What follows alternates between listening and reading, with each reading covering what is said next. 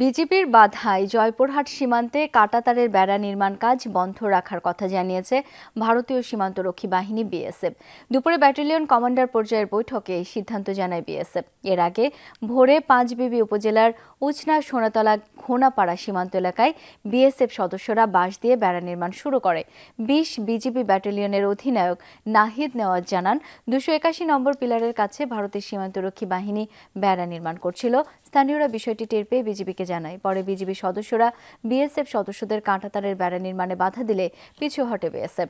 পরে পতাকা বৈঠকে বেড়া নির্মাণ বন্ধ রাখার কথা জানায় ভারতীয় সীমান্তরক্ষী বাহিনী।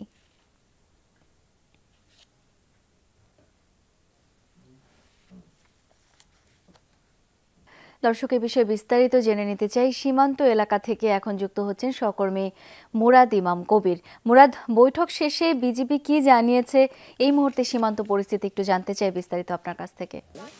শাওন, এই মুহূর্তে সীমান্ত পরিস্থিতি আমরা দেখেছি স্বাভাবিক রয়েছে। এখানে যারা সীমান্তে বসবাস করে তাদের সাথেও আমি কথা বলেছি, তারা যেটি জানিয়েছে যে তাদের মধ্যে এখন তেমন কোনো ভয় সংশয় কাজ করছে না।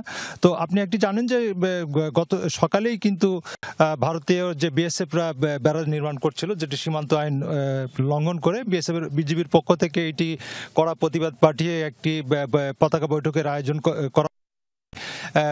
বিজিবির আহ্বানে সাড়া দিয়ে বিএসএফ কর্মকর্তারা আজকে বিকেল ৪টার নাগাদ ২৮১ এর ৩৬ নম্বর পিলারের পাশেই তারা বৈঠকে বসে। বৈঠকে যে সিদ্ধান্তটি হয়েছে সেটি হচ্ছে যে বিএসএফ বিজিবিকে আশ্বস্ত করেছে যে আর কখনো এই বেড়া নির্মাণ করা হবে না, যে অবস্থায় আছে সেগুলো তারা সরিয়ে নেবেন।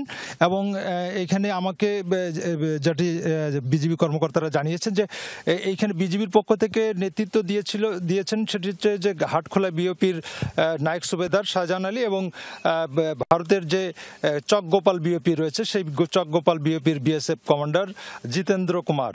তো তারা সৌহার্দ্যপূর্ণ পরিবেশে বৈঠক অনুষ্ঠিত হয়েছে বলে দাবি করেছে। তবে তারা বিজিবির পক্ষ থেকে আশ্বস্ত করা হচ্ছে যে আপাতত সীমান্ত পরিস্থিতি এখন এই মুহূর্তে খুব শান্ত রয়েছে এবং এটা ভবিষ্যতে একই অবস্থা থাকবে। তবে তারা এটা আশা করছে যে কোনো সীমান্তের সমস্যাগুলো তারা পতাকা বৈঠকের মাধ্যমে সমাধান করে থাকেন সবসময়। সেটিও আজকের সেই ভাবেই সেটিকে সমাধান করা হয়েছে এবং সৌহার্দ্য পরিবেশে তাদের বৈঠক হয়েছে। আপাতত সীমান্ত পরিস্থিতি স্বাভাবিক রয়েছে, যে অন্যান্য দিনের মতো যারা সীমান্তে বসবাস করে তারা স্বাভাবিকভাবে চলাফেরা করছে। ধন্যবাদ আপনাকে। দাঁড়াও, এখন তো জীবাণুদের থেকে বাঁচালে সারাদিন কে বাঁচাবে? ডেটল বাঁচাবে। ডেটল জীবাণুর বিরুদ্ধে 12 ঘন্টার সুরক্ষা বলয়। সুরক্ষার বিশ্বাস থাকুক দিনভর।